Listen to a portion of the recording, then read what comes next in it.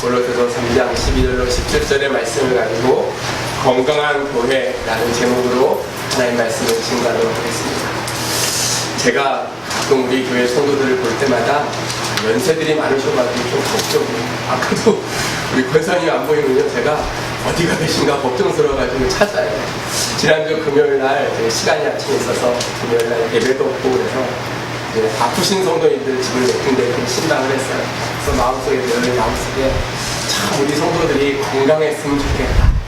성도들이 건강하고 교회가 건강하면 참 행복한 그러한 교회, 그러한 성도들이 되겠다라는 생각이 여러분 늘 건강하기를 주의 이름으로 축복합니다.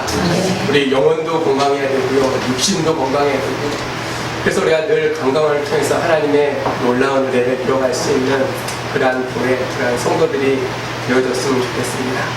가정에서 부모는 부모의 자리를 잘 지키고 자녀는 부모로부터 반듯한 삶의 원리를 배우고 순종하는 그러한 가정이 순기능의 가정이다 라고 이야기할 수 있어요. 이와 반대로 부부가 화합하지 못하고요, 자녀는 부모에 대한 원망하는 마음을 가지고 있고 부모는 자녀에 대해서 아픈 마음을 가진 가정을 가리켜서 우리는 역기능의 가정이다 라고 이야기해요.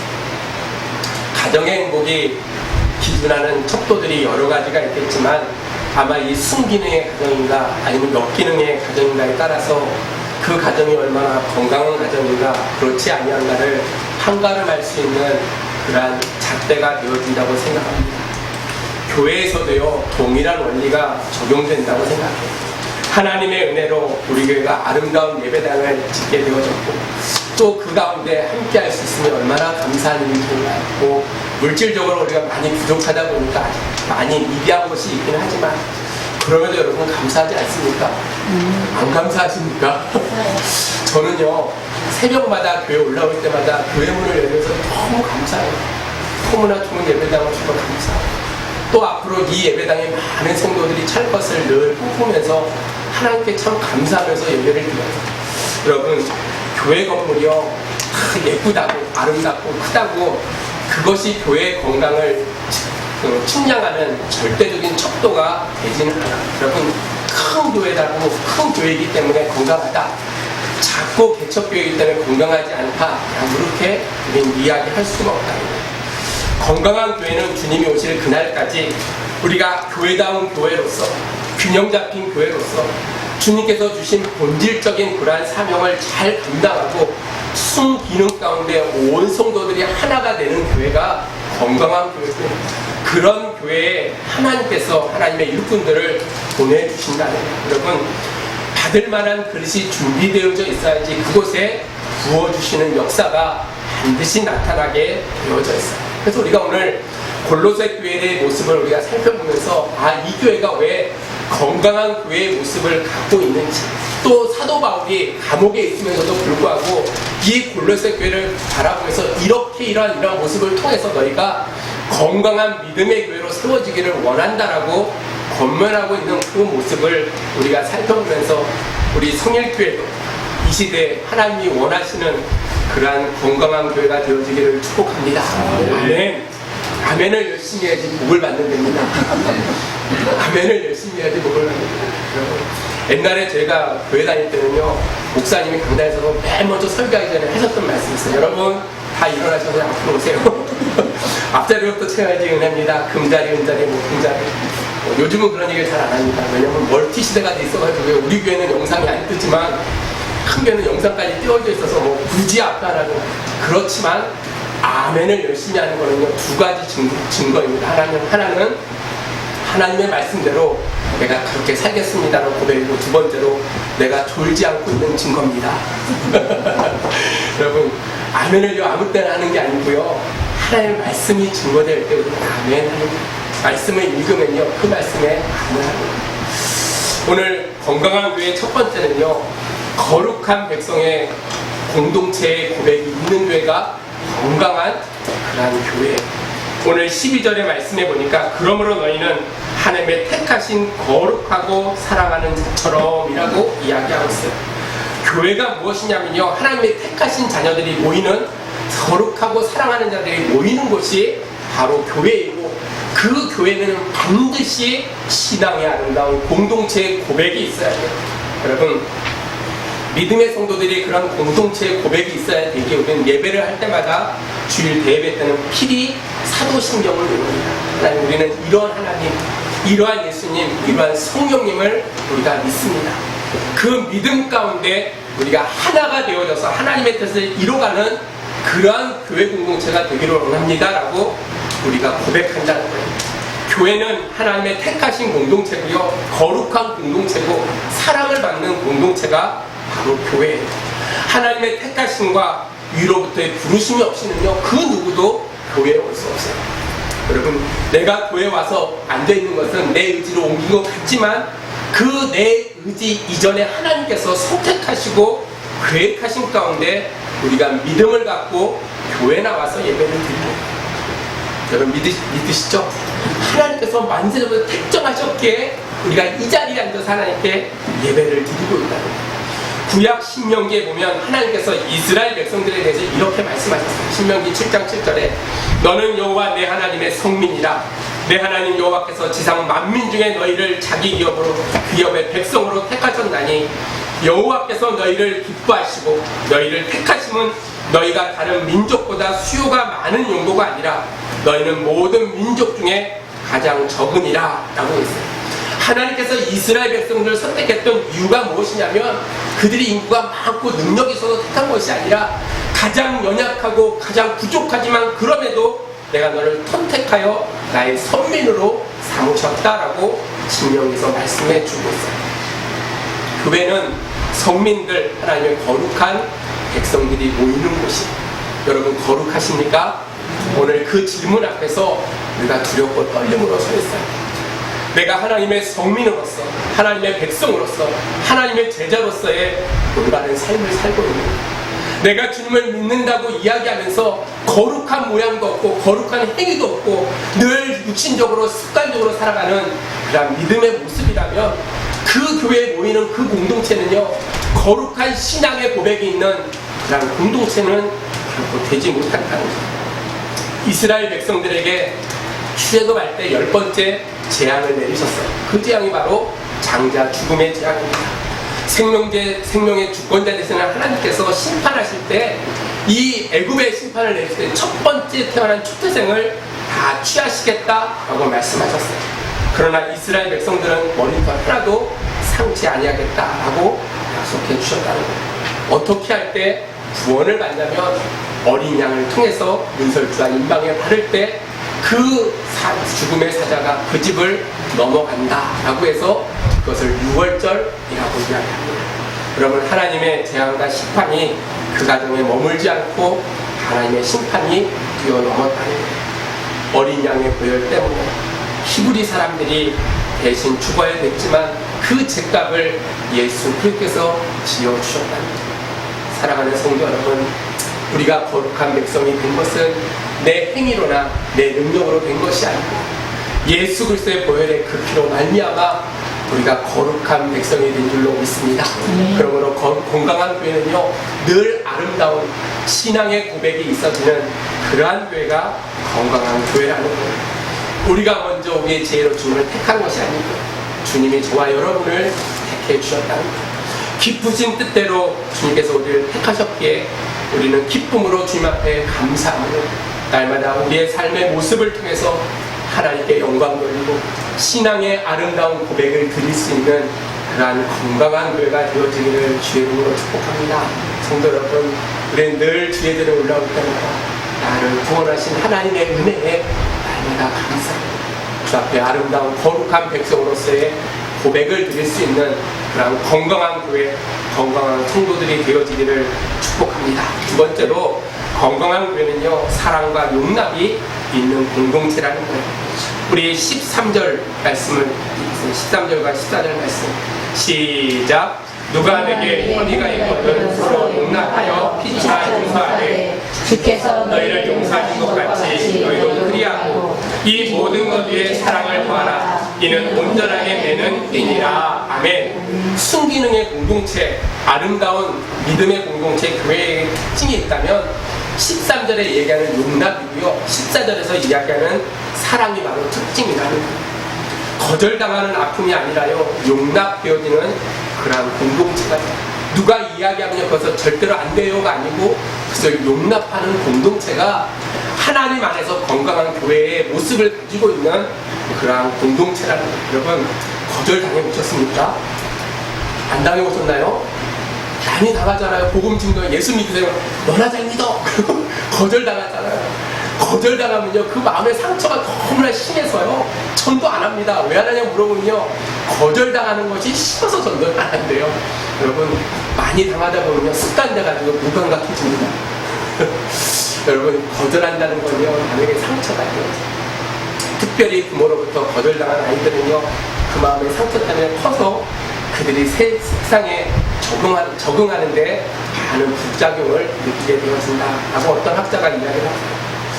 건강한 교회는요, 늘 용납과 용서가 넘쳐나는 교회. 나도 죄인인데 누가 잘못했어도 그들을 다 용납하는 그런 마음. 늘 그리스도의 사랑을 가지고 그들을 품어줄 수 있는 그러한 교회. 교회 문턱을 넘어오는 모든 사람들이 하나님께 용납되어졌던 것처럼 사람들에게도 용납할 수 있는 그러한 실천적인 믿음의 모습. 죄인의 괴수라고 얘기했던 사도 바울도 용서하신 하나님. 괴수보다 단 우리들도 용서하신 그 하나님, 용납해주신 그 은혜를 누리고 살아가는 성도들에게 있어서 우리 또한 용납하고 용서하며 살아갈 수 있는 그러한 교회 공동체가 건강한 교회 공동체의 모습이라는 거예요. 또한 주의 용서에 그 사랑이 있는 교회, 그리스도의 십자가의 그 사랑이 철철 넘치는 교회, 그런 교회가 바로 건강한 교회고, 그런 교회는요, 어떠한 문제도 생기지 않는다는 거예요. 사랑하는 성도 여러분, 우리 교회가 이런 교회 되어지기를 축복합니다. 우리 교회가 용납과 사랑이 넘치는 교회, 누가 뭐라고 해도 충분히 용납할 수 있고 누가 뭐라고 해도 사랑으로 우리를 껴안을 수 있는 그러한 교회의 모습이 참으로 이 시대에 하나님이 원하시는 교회고 이 시대의 사람들이 요구하는 그러한 교회의 모습이다. 여러분, 전도에 보면요, 예배의 모든 성도들은 그리스도 안에서 부름받은 하나님의 자녀임을 생각할 때 오늘도 나를 용서하신 하나님의 그 은혜를 날마다 생각하며 그리스도의 사랑으로 용납할 수 있는 그러한 성도들이 되어지기를 축복합니다. 리처드 칼슨이라는 분이 썼던 책 가운데 사소한 것에 목숨을 걸지 말라라는 책이 있어요. 그 책의 내용에 보면 사람은 자신이 가장 많이 연습한 그 모습 그대로 된다라고 기록하고 있어요. 여러분, 내 자아상은요, 내가 지금까지 살아온 그 모습이 내 자아상으로 된다는 거예요. 여러분, 사소한 일에 목숨 걸지 마십시오. 그거 별것 아닌 것 같고 다 용서하고 용납하고 사랑으로 껴안을 수 있는 그러한 마음을 가지고 우리가 믿음 생활할 때 그러한 공동체가 하나님 앞에서 건강한 공동체, 건강한 교회로 하나님의 영광을 나타내는 그러한 교회가 되는 줄로 믿습니다. 그래서 바울이 이야기하기를요, 용납하고 피차 용서하되 주께서 너희를 용서하신 것 같이 너희도 그리하고. 여러분, 주님께서 우리에게 용서하신 것처럼 우리도 용서하라는 거예요. 베드로가 주님께 물어봤잖아요. 몇 번 용서하라고요? 주님이 70번씩 7번. 몇 번이요? 그래서 400번. 구구단도 490번. 여러분, 490번이 아니고요, 하나님이 우리를 무한히 용서하신 것처럼 그 무한히 용서하고 사랑하는 그런 마음을 가지고 있어요. 용납하고 사랑을 연습하면요, 용납과 사랑의 공동체가 되지만요, 미움을 자꾸 키우면 미움의 화신이 될 수밖에 없어요. 그러므로 사랑하는 성도 여러분, 미움을 택하지 말고 사랑을 택하기를 주의 이름으로 축원합니다. 거절을 택하지 말고요, 용납하기를 주의 이름으로 간절히 축복합니다. 어차피 인생을 살면서요, 우리는 늘 용납하며 살아가야 돼요. 특별히 부부간에서요, 늘 용납해야 된다는 거예요. 사람을 뜯어고친다고 아무리 노력해봐도요, 안 뜯어고쳐져요. 조금 변할지 모르지만요, 그게 쉽지 않아요. 여러분, 해보셨잖아요. 그렇죠? 해보셨잖아요. 해보니까 사람이 변하지 않아요. 용납하고 사랑에 들잖아요. 아내도 하고 자녀들도 마찬가지예요. 그래서 그리스도 안에서 믿음을 갖고 살아가는 성도들, 그 사람들의 마음을 녹일 수 있는 것은요, 용광로와 같은 뜨거운 사랑이 있을 때, 뜨거운 그리스도의 사랑을 가지고 살아갈 때 뜨거운 사랑으로 그를 용납할 때 그들의 마음이 녹아들게 되어집니다. 그러므로 사랑하는 성도 여러분, 건강한 교회는 용광로와 같이 뜨거운 사랑과 뜨거운 용납이 있는 그러한 교회인 줄로 믿습니다. 우리 교회가 날마다 그러한 교회의 모습으로 건강한 하나님의 뜻을 이뤄가는 그러한 교회가 되어지기를 주의 이름으로 축복합니다. 세 번째로, 건강한 교회는요, 그리스도의 평강이 충만한 교회가 건강한 교회라는 15절의 말씀을 같이 읽습니다. 시작. 그리스도의 평강이 너희 마음을 주장하게 하라. 평강을 위하여 너희가 한 몸으로 부르심을 받았나니 또한 너희는 감사하는 자가 되라. 아멘. 넘쳐야 돼. 기쁨이 넘쳐야 돼. 신앙생활하면서 얼굴을 찌푸리면서 그 신앙생활하면요, 다시 내 신앙을 점검해 봐야 돼. 내가 어디서부터 잘못했는지. 저 또한도 마찬가지예요. 저도요, 늘 신앙을 점검해봐요. 뭐 저라고 늘 행복하겠어요. 그렇죠? 저도 어려운 일도 있고 힘든 일도 있어요. 그럼에도 불구하고 하나님 부르심의 그 은혜, 그리스도의 평강이 넘치게 하라라고 명령하신 그 말씀처럼 그리스도 안에서 나를 택하시고 나를 사랑하시고 나에게 기쁨을 주신다는 그 확신이 우리 가운데 있을 때, 바꿔서 얘기해서 하나님과 우리와의 관계가요, 화평의 관계를 누릴 때 우리는 그리스도가 주시는 그 평안함을 가지고 날마다 믿음 가운데 살아가게 되어져 있다는 것. 사랑하는 귀한 성도 여러분, 다른 사람을 복되게 하는 사람의 그 마음에 평강이 넘치게 되어져 있어요. 다른 사람의 성공을 기뻐하는 사람들에게 하나님이 주시는 평안함이 있다는 거예요.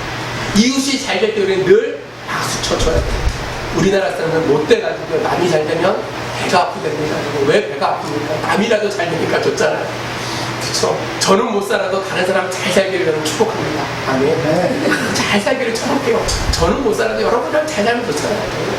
남이 잘 되는 것을 기뻐하는 것, 그것이 바로 그리스도의 평강이 넘치는 성도의 모습이라는 거예요. 여러분, 그리스도의 평강이 넘치지 않으면요, 인생의 마지막이 정말 비참하게 되어진다. 구약의 인물 가운데 처음 출발은 멋졌지만 마지막에 안타까웠던 사람이 한 사람이 있어요. 그 사람이 바로 이스라엘의 초대왕이었던 사울. 그는 겸손했고요, 그는 누구보다도 용모가 아주 훌륭했던 사람입니다. 하나님이 이스라엘이라는 나라를 세우면서 가장 첫 번째로 왕을 시킬 정도로 하나님의 마음을 합한 사람이었어요. 그럼에도 그가 시간이 흘러가면서 하나님의 함께 하심을 잊어버렸어요. 그리고 날마다 자기의 것을 찾는 그 순간에 그는 평생의 사단의 그 유혹 가운데 날마다 힘들고 어려운 악신 가운데 고통하고 살았던 사람이 사울이었고, 교회의 모습을 갖고 살아가는 우리 성일교회 성도들은 그리스도의 평강이 넘치는 그러한 성도들이 되어지기를 축복합니다. 네 번째로, 건강한 교회는요, 그리스도의 말씀이 충만한 교회. 오늘 16절의 말씀을 같이 읽습니다. 16절 시작. 그리스도의 말씀이 너희 속에 풍성히 모든 지혜로 피차 가르치며 권면하고 시와 찬미와 신령한 노래를 부르며 마음의 감사함으로 하나님을 찬양하고. 아멘. 그리스도의 말씀이 너희 마음을 주장하게 하니 너희 속에 풍성히 거하여 라고 이야기했어요. 건강한 교회는요, 하나님의 말씀이 충만한 교회예요. 이 말은요, 각자 삶의 원리를 통해서 살아갈 때 말씀을 붙잡고 살아가는 성도들이 모이는 공동체가 건강한 교회라는 거예요. 오늘 16절의 말씀처럼 그리스도의 말씀이 너희 속에 풍성히 거하여 라는 그 말은요, 하나님의 자녀의 모습으로 체질이 변화되어져야 된다는 거예요. 건강한 교회 성도들의 모습은요, 날마다 말씀을 통해서 말씀이 체질화되어지고 그 말씀이 우리의 삶의 걸음이 되어지는, 빛이 되어지는 그러한 삶을 살아가야 된다. 명문가를 이야기합니다. 미국에 가면 케네디가라든지 이런 데를 명문가라고 이야기합니다. 명문가에는요, 가풍이라는 게 있어요. 가풍. 들어보셨죠? 가풍. 가풍은요, 그 집안 대대로 내려오는 가문을 중심으로 그 집안을 형성하는 그러한 분위기를 가풍이라고 이야기해요. 그 가풍을 통해서 가정이 세워지고요, 그 가풍을 통해서요, 그 가문이 형성되어지는 모습들을 보게 됩니다. 교회도 마찬가지라고 생각합니다.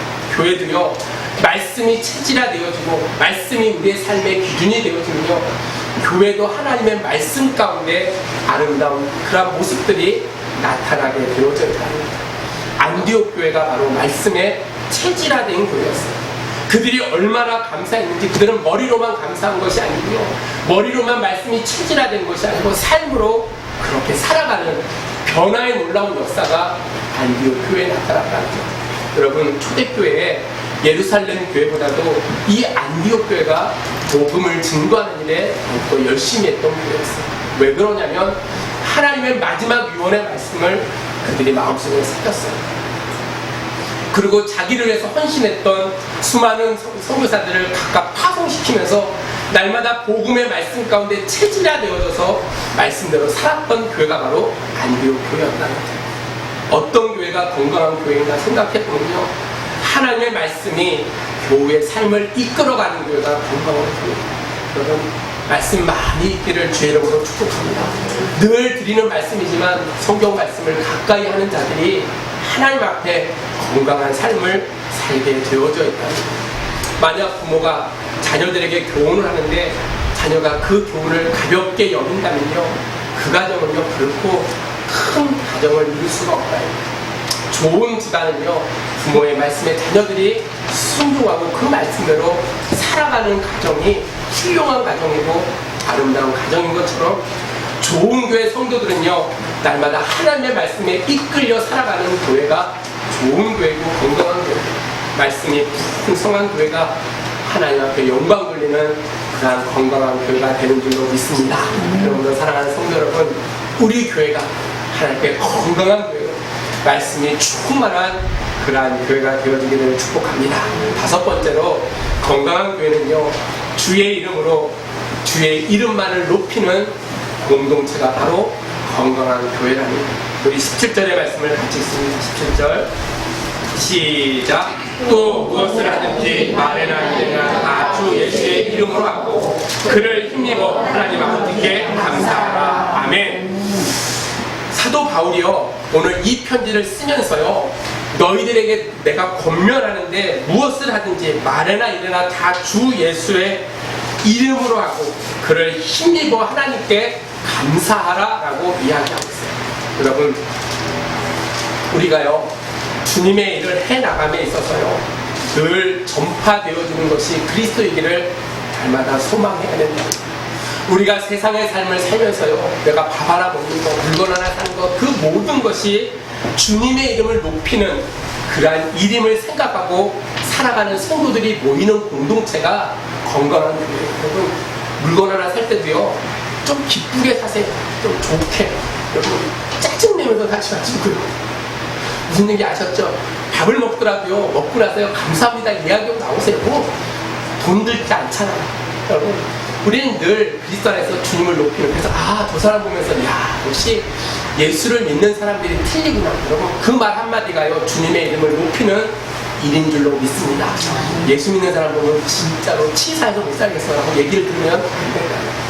예수 믿는 사람 넉넉히 나눠주고요, 뭔가 하면 충분히 줄 수 있는 그러한, 그래서 내 삶의 모습을 통해서 주님을 높일 수 있는 그러한 삶을 살아가야 된다.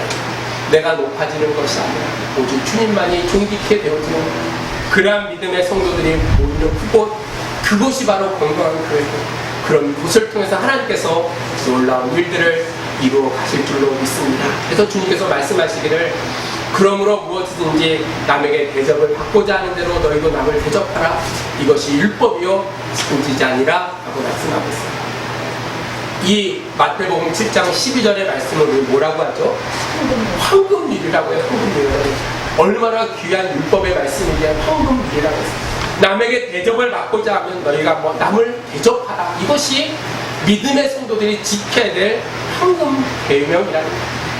사랑하는 성도 여러분, 우리 교회는 주님이 보실 때 건강한 교회가 되어져서 주님이 사용하는 그러한 교회가 되어지기를 주의 이름으로 축복합니다. 하나님께서 이 교회를 건강한 교회로 세워주실 줄로 믿습니다. 아멘.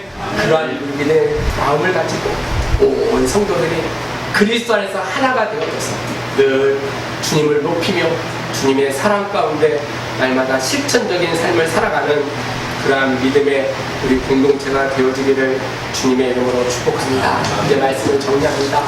아마 이 골로새서 3장 12절로 17절 말씀을 여러분 돌아가서 다시 한번 깊이 묵상했으면 좋겠습니다. 한 절 한 절이 우리 교회에 대한 이야기이기도 하지만 우리 성도 한 사람이 지켜야 될 그런 삶의 모습임을 우리에게 분명히 말씀하고 있답니다. 하나님께 감사하는 마음, 서로 축복하는 마음을 담아서 우리 교회가 건강한 교회로 순기능의 역할을 감당하며 하나님의 은혜 가운데 날마다 복음의 사명을 감당할 수 있는 그러한 교회, 날마다 빈자리를 보면서 눈물을 흘려 기도할 수 있는 그러한 믿음의 성도들. 어느 목사님이 오셔서 그러더라고요. 교인들이 오랫동안 알을 잘 낳지 못한다고 그러더라고요. 그래서 요즘은 DNA 조작해서 날 수 있습니다. 늙어도요, 날 수 있습니다. 그러고 내가 만나는 사람이 다 예수 믿는 사람뿐밖에 없다 할지라도 길거리에 다니는 수많은 사람들을 향해서 우리가 담대히 복음을 증거할 수 있다는 여러분 할 수 있거든요. 무슨 말이냐 라고 말씀하신 그 말씀처럼 건강한 성도의 모습을 가지고 건강한 교회의 모습을 가지고 우리가 살아갈 때 반드시 하나님의 영광이 여러분의 삶을 통해서 우리 교회를 통해서 분명히 나타나며 이 자리가 가득 채워지고 하나님의 구원의 역사를 날마다 이루어갈 수 있는 그러한 교회가 되어질 줄로 믿습니다. 그리고 사랑하는 성도 여러분, 우리 교회가 성숙한 교회, 건강한 교회가 되어지기 위해서 저와 여러분 한 사람 한 사람이 날마다 교회를 위해서 눈물로 기도하고 먼저 내가 죽음으로 하나님을 높일 수 있는 그런 믿음의 성도들이 되어지기를 주님의 이름으로 축복합니다. 기도하겠습니다. 하나님 은혜를 감사합니다.